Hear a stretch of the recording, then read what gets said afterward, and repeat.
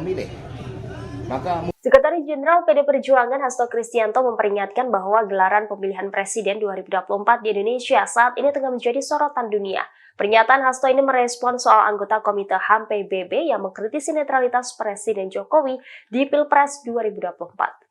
Demikian disampaikan Hasto saat ditemui di Jakarta Pusat pada Senin 18 Maret 2024.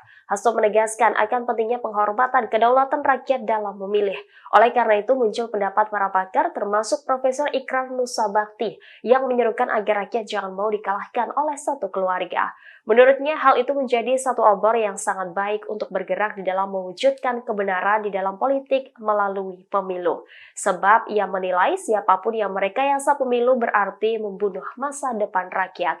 Sebelumnya, anggota Komite HAM PBB Basri Walindiaye mempertanyakan netralitas Presiden Jokowi dan pencalonan Gibran Rakabuming Raka dalam Pilpres 2024. Pernyataan itu disampaikan pada sidang Komite HAM PBB CCPR di Jenewa, Swiss pada Selasa 12 Maret lalu.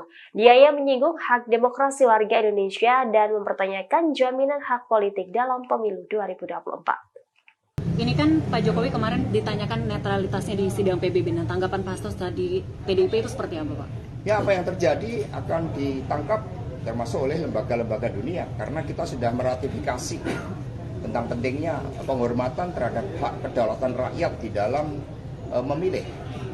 Maka muncul pendapat para pakar yang termasuk Profesor Ikrar Nussabakti yang sangat baik sebagai seruan moral bahwa kita ini adalah suatu negara dan kita adalah pemilik-pemilik dari negara ini. Jangan mau dikalahkan oleh satu keluarga. Itu suatu obor yang sangat baik bagi kita untuk bergerak di dalam mewujudkan kebenaran di dalam politik melalui pemilu. Karena pemilu siapapun yang merekayasa artinya membunuh. Download Tribun X sekarang, menghadirkan lokal menjadi Indonesia.